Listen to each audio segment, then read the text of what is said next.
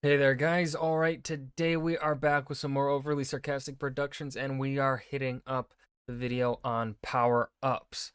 Now, I am curious here exactly as to what definition of power ups Red is going to go with. As has been established with my reactions here, Red tends to have a much more broader term, use a much more broader definition for this. Um, and I typically have a much more narrow vision when it comes to some of these tropes. This is one of the ones I would say I have a pretty broad definition of power up. Um, so I feel like Red and in the last trope talk I said Red and I kind of I thought Red and I would have the same sort of definition for that trope, but we did not. I don't think. Here I'm going to say that we probably will have the same definition. I feel like there isn't too much um, different perspective you can have on the idea of a power up, but I can still be proven wrong. So let's go ahead and dive in. It's a commonly accepted theory in storytelling that in order to keep an audience engaged, the stakes need to escalate. This is demonstrably untrue. It's probably more accurate to say that to keep the audience from getting bored, the story shouldn't repeat itself too often. One way to do that is Ooh, ooh, ah, it's mm, it's a hard balance because you don't want. It's something that I feel like um right, the Avengers, the Marvel Cinematic Universe is dealing with. Right, we had um what's his face, Thanos, and that was a really he was really good. He was fantastic. The build up to Thanos I thought was really amazing. Um, and I thought Infinity War was great movie. Endgame I'm not a fan of. I've made that clear, I think, before. But then post Infinity War, I feel like it's been hard for Marvel to really grasp onto a another stake. And they've kind of just been raising the stakes, and they just haven't felt as powerful. And so yeah, raising the stakes does not necessarily make things better. But it's you kind of do want to raise the stakes. You want the new threat to feel like something. It has to attack your protagonist in a different way than the previous one. It either has to attack them differently or it has to be a much tougher threat. Now, I am of the belief that they should probably, if you really want to keep things unique, if you are at the situation where really the only way to go for your character is for the stakes to be raised, as in the threats are just deadlier and tougher, then probably that character's story is done.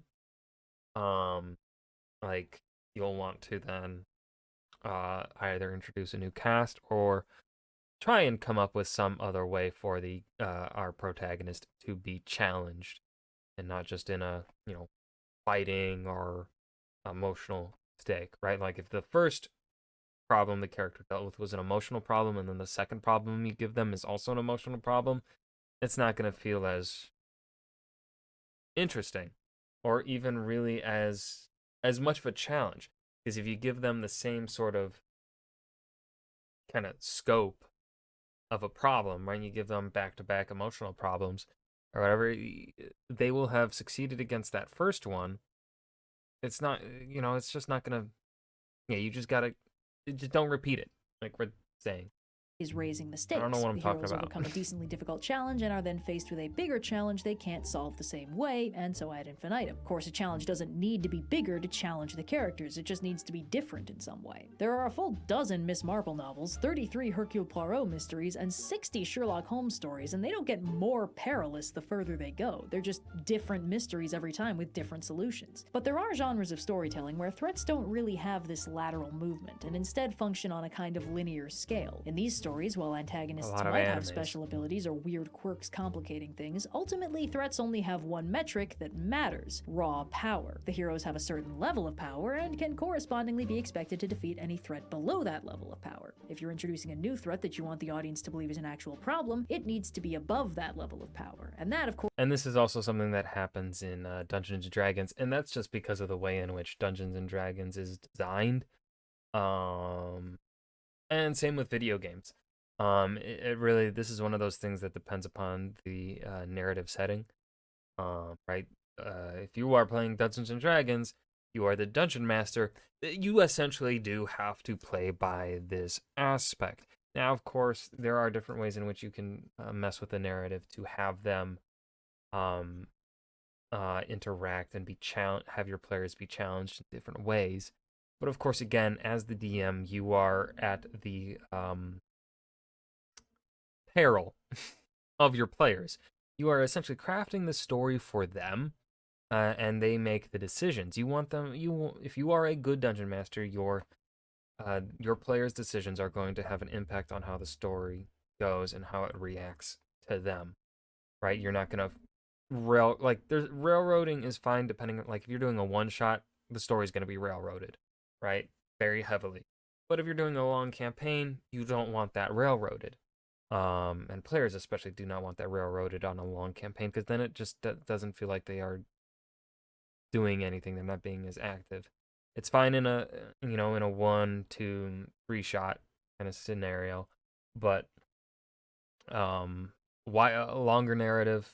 You don't want to. You'll have to do this, because even if you are challenging them in, say, like, I don't know, ways that makes them have to, like, think, strategize, like, not necessarily just fight.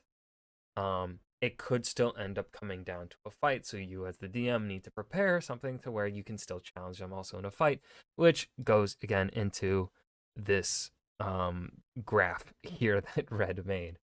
You gotta still make your bad guy tough, imposing in some way. It doesn't necessarily mean they have to themselves be like a super powerful mage that could potentially TPK the party. They could have a bunch of cronies or whatever, right? Design the fight in a different way than the previous fights, so that this sort of scaling isn't as obvious.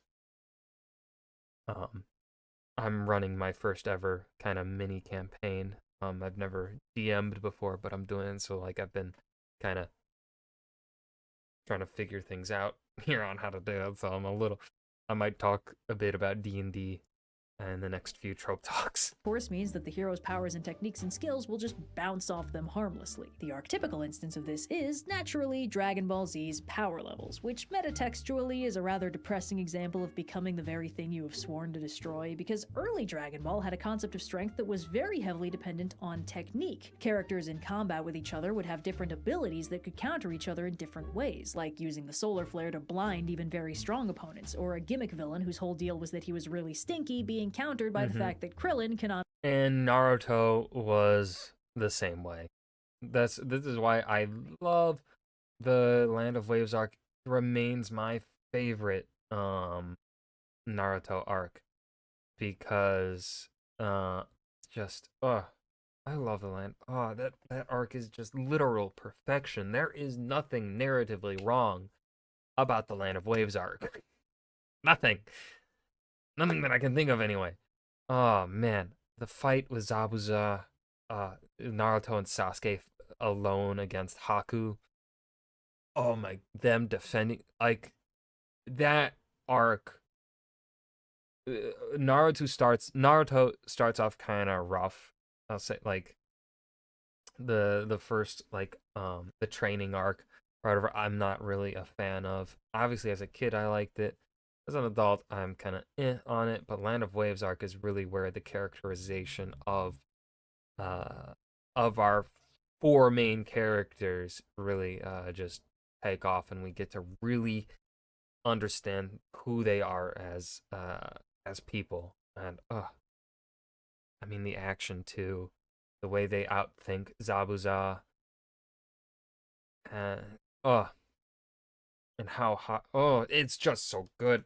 Ironically has no nose. Brute force was rarely the solution, which makes sense for a story centered on martial arts. But in this world of training and techniques and slow methodical practice, the wild card from the very beginning was Goku, who started the story already bulletproof and went up from there. Almost everyone else was a pretty much regular human who had to train their powers from nothing, but Goku had this weird natural advantage that nobody really understood. He was much stronger and tougher than any kid could be expected to be, and of course, under certain circumstances, he could turn into a giant gorilla. Add training on top of that, and you have a recipe for a protagonist who can basically win any fight given enough lead time, and that's before they added the thing about Saiyans getting stronger every time they almost die. In the first arc of Dragon Ball Z, things took a bit of a turn when Goku's alien nature was revealed and we met other Saiyans that had all of Goku's natural advantages but much better, and for the first time, Goku ended up scraping by with nothing but technique where he'd previously had the advantage of brute force. This is a cool reversal that doesn't last very long, since once the term Super Saiyan starts getting thrown around, Goku just starts climbing the power ladder, getting stronger and overtaking everyone else. The Frieza fight is a bit of a return to form, since Goku is faced with overwhelming power and tries a number of clever techniques to circumvent it, like exploiting the fact that Frieza can't sense his presence and is thus limited to only attacking him when he can see him, but every time he ekes out the slightest progress, Frieza just powers up a little bit more and pulls away again. When this arc introduces the concept of power levels, it is originally exclusively in the context of the bad guys underestimating their opponents. A power level can tell them how physically strong their enemy is, but not how skilled. And all the Earth-based fighters have crazy techniques they've honed over the years that are where all their actual power comes from. The idea that you can put a numerical value on strength and use that to know who's gonna win a fight is framed as a bit of a culture clash that results in the alien villains being frequently blindsided by their earthly opponents. The problem is, in this very intriguing clash of training versus talent and skill versus power, Frieza is overwhelming power that no amount of technique can overcome. And as soon as the Super Saiyan enters the field, the conflict becomes power versus power. And once a story's conflict structure is power versus power,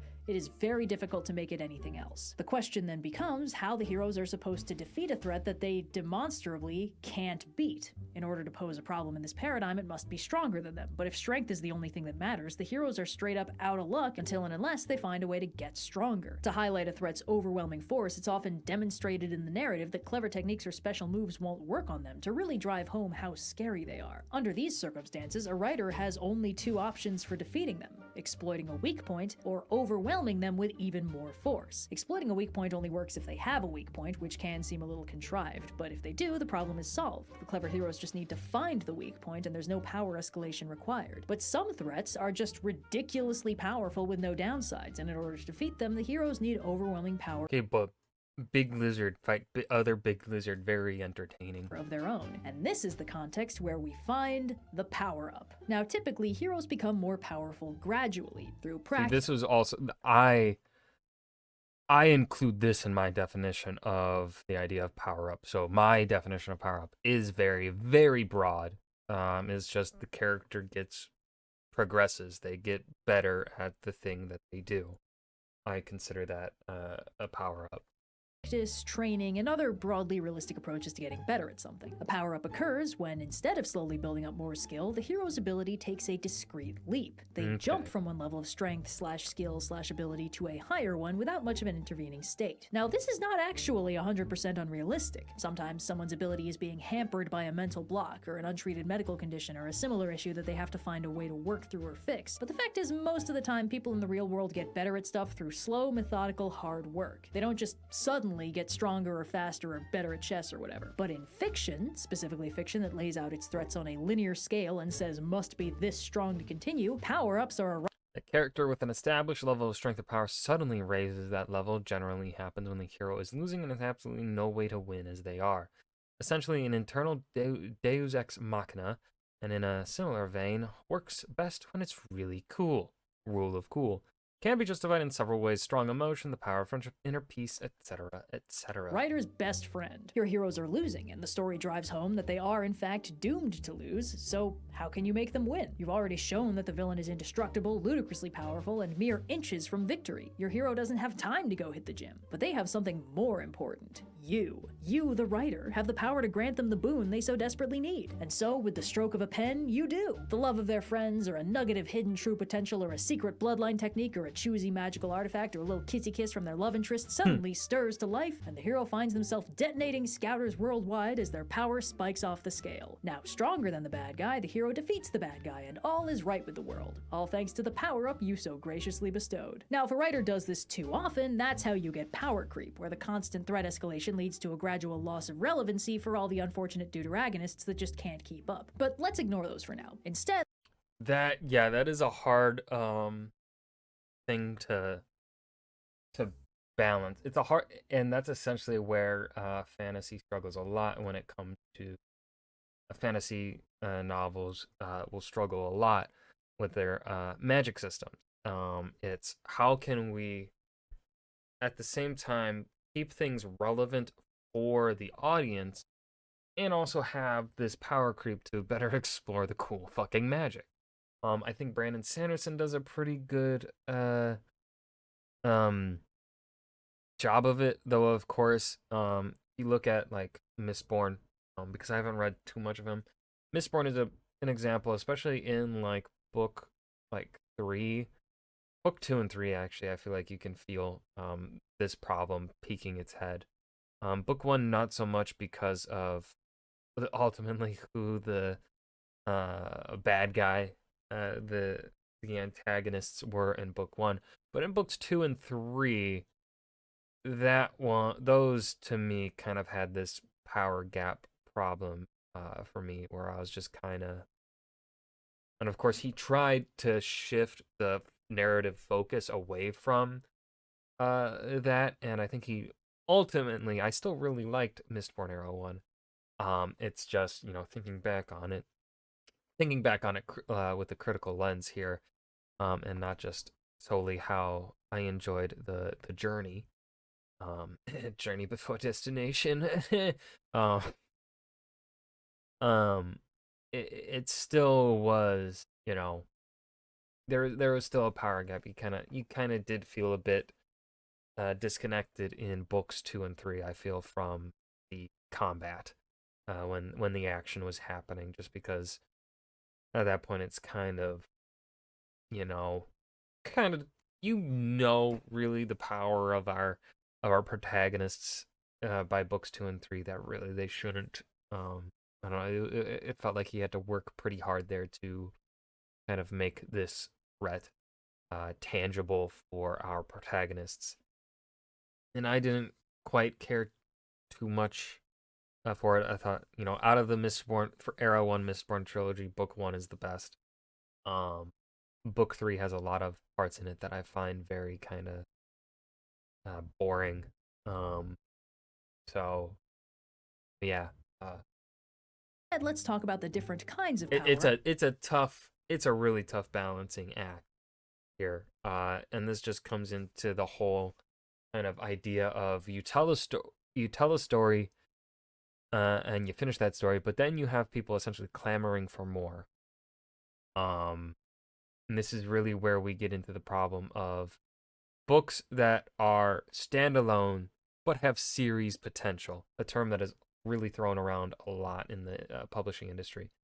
Um, this becomes a problem because, one, authors do want to write series. We do want to tell longer series because we want this to be our job, but also at the same time, um, you write a standalone novel because typically those will also, it's kind of easier to sell people on the idea of a standalone novel instead of a series. And then you turn that standalone into a series, because now people are like, right, they know your name, or they're like, oh wow, I want more of these characters if they especially liked it. So then you turn those characters that, as you were writing them, probably you did not think they would have a story beyond this. So now you got to think of a way to keep them included into a future story. And so now we have a problem of, a lot of the time in fantasy, power creep happening. Um, power-ups So and yeah, how our heroes can go about narratively earning them so tangent. it doesn't feel like you, the writer, are fully cheating. See, the problem with a power-up is by its very nature, it kinda hits the narrative out of nowhere. If the audience knows it's coming, the fight up to that point doesn't register as a tense, desperate battle, but as a waiting game for the hero to get their act together and unlock more true potential or whatever. But if the audience has no idea it's coming, when it does hit, it can feel like a textbook Deus Ex Machina that potentially undercuts a more interesting solution. To prevent this, Yeah. most stories will hint at or build up the power-up beforehand to sort of plant the idea that this character has more potential than they're currently tapping into. And in the critical moment when the power-up hits, the character will have a moment of revelation or personal growth or some other thing they have actual agency in to make the power-up feel like a reward for quick thinking or hard work or character development. Or in cases where the power-up is the result of something like pure unbridled rage, it'll make it This is something I actually had to deal with the current novel that I have written and that I'm querying. I'm sending out to agents and right now, right currently. Um, it was yeah. I have established magic, and this character having something special. And it's known, right? You the reader will be aware pretty quickly, I'd say. As long as I wrote it well, you'll understand. You should understand and be aware. This person has an ability, has some special. And then they get into a fight, and I don't want to do spoilers. Shit, I can't really talk about this one because it's spoilers. But let's just say, they right. I had to think of a way in which for the use of the power to kind of like feel natural, deserve, uh wanted, and I hope I did it right, but of course you can't really know until a wider group of people read it. And so far my friends that I've sent the book to have not yet read that far. I don't even know if they're still reading it. They haven't sent me updates since like the first week that they had it. So I don't know. feel like a really good opportunity for the hero to make the bad guy cathartically suffer. And as a quick side note, the idea that a character needs to earn their power up only applies to good guys. Bad guys can get randomly stronger whenever. This is because stories Disagree. I like it when the villain, we understand that why the villain have that power. tend to be structured as a series of problems and solutions, and while a problem dropping in out of nowhere just presents the opportunity for more story, a solution dropping out of the blue feels like cheating the audience out of a story. So there are several ways a character can narratively earn their power-up. A classic one is having a loved one in danger. Frequently, this manifests if the bad guy has been absolutely wrecking the hero up till now, and then threatens to turn their attention on the typically much less badass supporting cast and love interest. The impetus behind this power-up is generally the idea that this character is more motivated to protect their loved ones than they are to protect themselves, which is a nice little character moment, especially if this character isn't particularly good at showing that they care. Typically, the hero will then experience a burst of indescribable fury and a corresponding power-up, which in some cases takes the form of a full-on superpowered evil side. Since even if the motivation is protecting loved ones, the emotional component of rage tips the scales a little in the maybe kind of bad direction. These power-ups are typically temporary, and they function as a kind of juiced-up version of hysterical strength. Relatedly, sometimes power-ups are caused by a near-death experience. The hero gets absolutely walloped, sometimes as a result of a heroic sacrifice, but sometimes just because,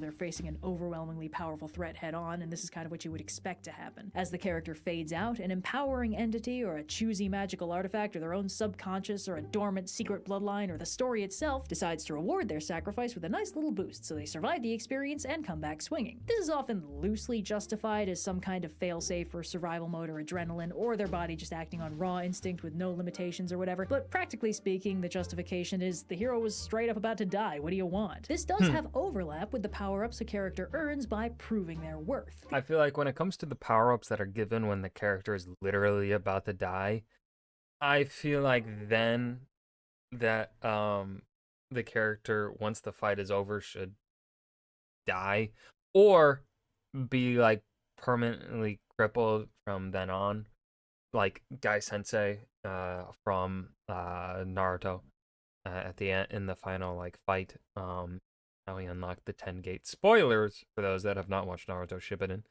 It's been a while. It's been out for a while, so I'm gonna assume. Um, oopsies. Um, but yeah, and how he becomes essentially, he can't use his legs anymore.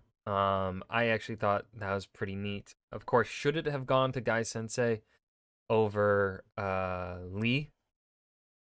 Lee? Probably not. If we're really talking like kind of the narrative of Naruto, or at least what we were led to believe the narrative of Naruto was supposed to be from the original series. It probably should have been Rock Lee, but Shippuden kind of, I don't know, goes. I don't know. I'm not a big fan of Shippuden.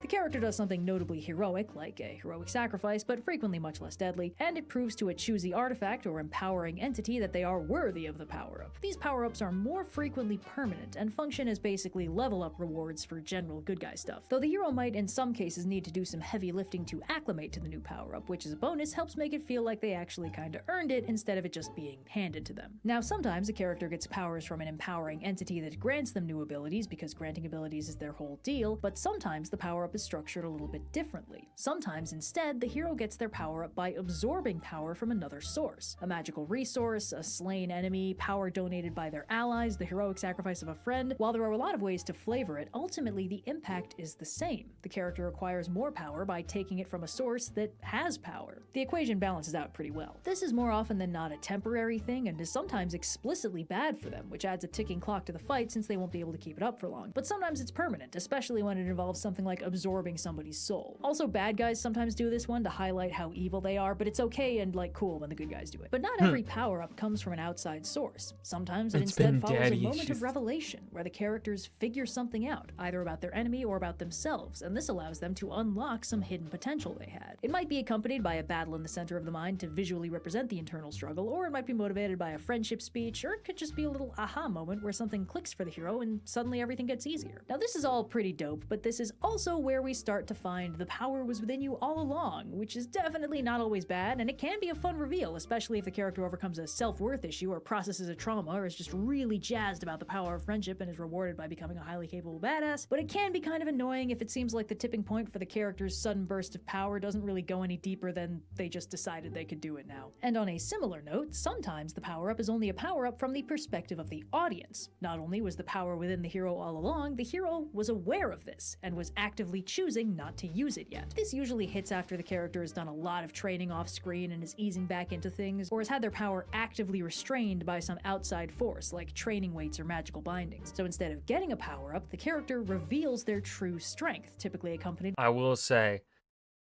though I love the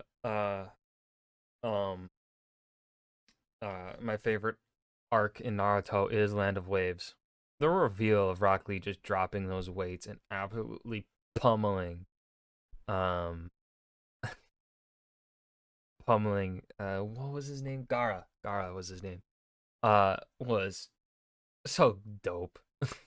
I love that was a hype moment, dude. By the sentiment that it's about time they stop holding back. This can be a cool moment, but these power-ups usually won't be enough to solve the main thread of the story, since if the hero shows up already able to fix everything, the rest of the story kind of becomes a foregone conclusion. So while this power-up will let the hero show off their power and skill, they usually won't get to use it to beat anything stronger than the bad guy's right-hand man. Defeating the actual main threat will usually still require a more traditional power-up or something like clever tactics, power of friendship, or a good old-fashioned Deus Ex Machina. This touches on a broader point about power-ups, which is that while they can be acquired through training, and in fact it makes the most sense for that to happen, the dramatic needs of the story generally dictate that preparation and training can never be enough to let the hero win.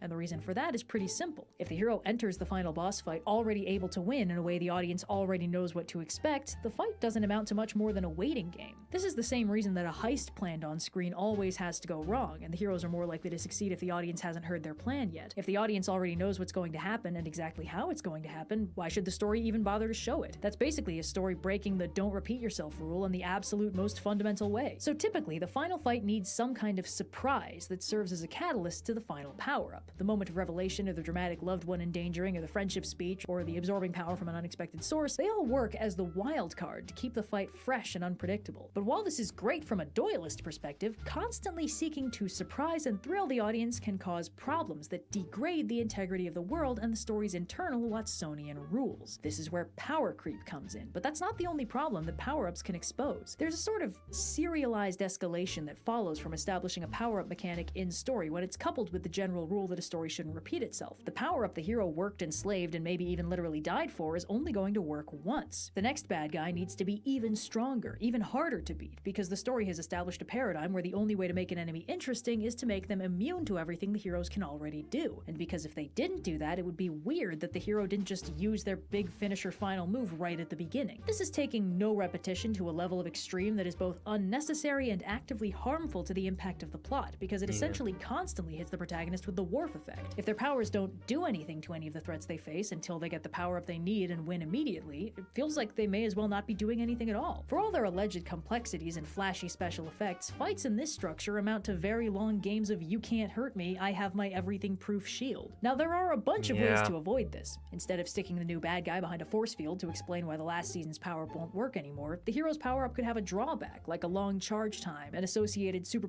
Always have a drawback attached to your magic system. Or, yeah, essentially every magic needs to have a drawback. Like the probably wondering when I was going to talk about Star Wars. Oh, here it is. The Force in Star Wars has a drawback.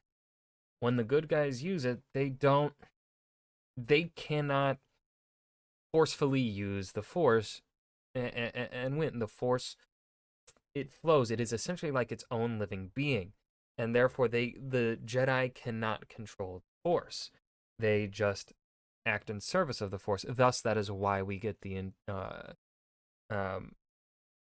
kind of belief that the Sith are stronger than the Jedi, but that isn't the truth, right? The Jedi serve or are supposed to serve the will of the Force, and the Sith are the ones that look at the Force and look at it as like a slave. They're like, that is my property. I can use it how I see fit. And so it gives them that short-term gain. Whereas, right, the Jedi, right, if they are patient, they then get stronger than the Sith could ever be, right? But yeah, that's why the Jedi aren't as like that's a caveat to the Force, and the caveat to being the Sith, using it for their short-term gain, is that their spirits are corrupted and they are pretty much capped at what their power could be. Now, of course, right, Palpatine and Darth Vader are very strong Sith. Um, and Luke, being young, is not at the potential to be able to really beat them in a fair fight. He has to appeal to Vader, to what remains of Anakin Skywalker inside of Vader. So, of course, right, the what remains of the light side inside of Vader, that little bit of light that is peeking through still. So, yeah, I think I explained that. Okay. And then, of course, there are the more obvious examples of caveats. Right, Brandon Sanderson is pretty good about discussing like the caveat to his of really showcasing the detriment to in his magic systems. I'm trying to think of some other examples. I can't think of any off the top of my head. Yeah. Powered evil side, a complex requirement for activation, or a debilitating effect on them so that if it doesn't work, they'll be taking themselves out of the fight. All these indicate that using the power-up would actually be tactically disadvantageous until they're out of other options. Or you can put the threat behind a series of complex defenses that can't just be busted down, and once they actually get to the bad guy... After the last airbenders caveats, right? Firebenders... Waterbenders have to be near a source of water. That's their caveat, right? Airbenders, they are essentially, right, they are technically so powerful that they had to be written as pacifists, as a pacifistic culture, in order for it to kind of not be overpowered.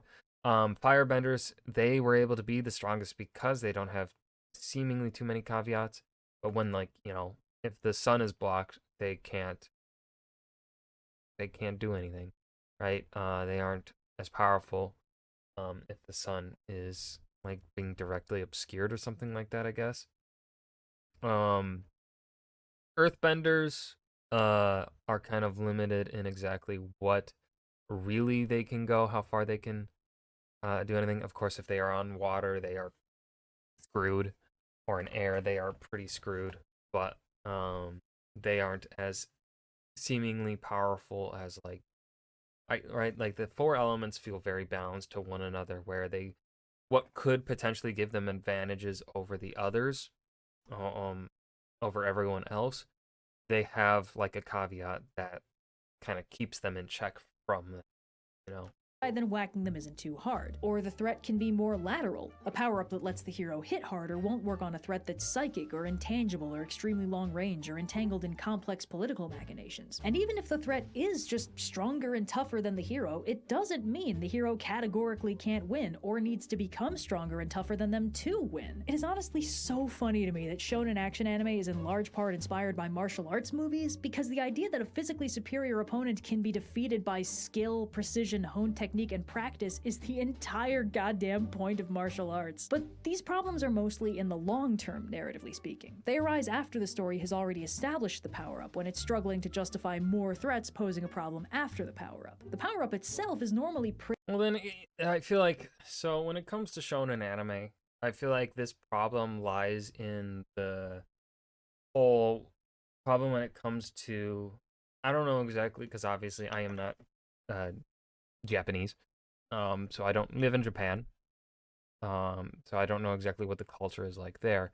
But like when it comes to America, when there is a very popular IP, producers and executives don't want it to die. So they keep writing it. And a lot of the time, writers will be pretty protective of the things that they create. So they'll stick along just so that they can still have creative control over it, and at least, even though they are still probably maybe doing things that they don't want to happen in their story, like this kind of power crawl problem, or only pretty much strength mattering in the terms of Dragon Ball Z, they probably keep it going because they're like, well, I don't want anyone else touching my baby. That's my perspective anyway. Um, uh, and so like, right, they can't, like, money controls a lot of things. So Dragon Ball Z is Dragon Ball is super powerful, popular. They're not gonna let that shit die, even after the death of the creator. They're not gonna let that shit die. Just like Naruto, even after the end of Shippuden, could not be killed for long, could not be put away for long. They still made Boruto because they're like, we need to keep making the fucking money from this franchise, right?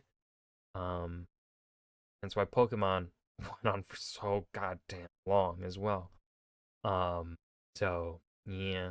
Pretty awesome, especially if it's been suitably built up, the hero feels like Money. they both really need and deserve the boost, and the antagonist about to get whacked by it has been proven to be a real asshole the audience wants to see taken down a peg. In the same way that a Deus Ex Machina that rescues the heroes can still be very satisfying if the audience just really wanted the heroes to be rescued and they don't care how, a power-up that turns the tables can be a very cool moment, but it can also fall flat, and that usually happens when the only thing the power-up does is let the heroes win. Most really impactful power-up moments have a secondary meaning lifting them up, like if the hero's power boost comes from them finally processing that they aren't alone anymore, or overcoming some kind of lasting trauma or loose end that's been causing them pain. Or it comes at the cost of another character's tragic sacrifice, or it has a scary undercurrent like a superpowered evil side or an uncontrollable rage that makes the audience and the supporting cast wonder if this power boost is a good thing or another problem they have to fight. Methods like these add a layer of meaning to the story that isn't just gradually increasing the power bar until it hits the you can beat the bad guy now mark. This is why the idea of a protagonist earning their power up is so important, because otherwise it just feels like a contrivance to solve a problem the writer contrived to be unnecessarily unsolvable. Power-ups without this narrative layer tend to fall flat, and the shakiest cases tend to take two specific forms. The true power was friendship, and the true power was within you all along. Unless the protagonist has been explicitly written with an arc about overcoming isolation and loneliness through the acceptance of their friends, the power of friendship feels pretty vapid as a justification because it's not a change. These characters have typically been friends for most of the story at this point. It's not clear why saying it out loud out is what causes the boost, except again in cases where the protagonist has been struggling with loneliness and really needed to hear it confirmed that their friends genuinely like them and want them to succeed. And on the subject of power-ups that aren't a change, the most blatant offender is the power was within you all along. To be clear, this power-up can work very well. In most cases, it hits best in stories where the character has a badass weapon they relied on and they recently lost that weapon, and they've consequently been grappling with feeling powerless and fighting their own muscle memory whenever they try to do anything combat-based. Or when a character with a power they can't control fails and disappoints people, which also works to make them feel powerless and bad. When these characters realize that the true power was within them all along, it's after struggling through loss and a feeling of weakness and failure that makes the revelation a welcome affirmation. When this doesn't happen, you get stories where a character has struggled through plot difficulties and inconveniences that their Is this from Multiverse of Madness? What the fuck is this from? powers would render trivial to resolve, and then they realize, or are told at the last possible moment, that they can actually fix everything whenever they want. And then they do. Where's the change? Like, what actually tangibly happens in this character's head that makes them suddenly able to do this thing they haven't been able to do at all? The power was in you all along is a plot twist that feels like a change, but by its nature, it reveals that there is no change. And unlike the stop holding back variant, the hero usually doesn't even exercise any agency in unleashing their power. It's kind of the truest expression of the trouble this trope has with hitting the audience. Unless the power-up comes from an outside source like a magical entity, a choosy artifact, or absorbing another form of power, the power-up by its nature comes from within the character. In a sense, the power has always been inside them all along because it had to come from somewhere and there aren't that many options, which means the character always had the potential to be able to solve this problem easily. Which begs the question, why did it take them so long? Serialized stories that rely on power-ups for threat scaling frequently make less and less sense in hindsight, as the same character struggling against Baby's first villain of the week apparently had enough hidden true potential to single-handedly fight and kill God 4 seasons later. The power-up is a powerful trope. Perhaps too powerful, and it must be used very responsibly to avoid destabilizing the very fabric of the plot, unless it would look really cool. So, yeah. And that was Trope Talk Power-Ups. I yapped for longer than I thought I would on this one. But that's okay. We're here for my yapping. At least I should be. I don't know why else you'd watch this series. Anyways, that was Trope Talk Power-Ups. I've got nothing to add here at the end. I hope you guys enjoyed. Remember to hit that like button and subscribe for more. And I will see you guys in the video. Peace.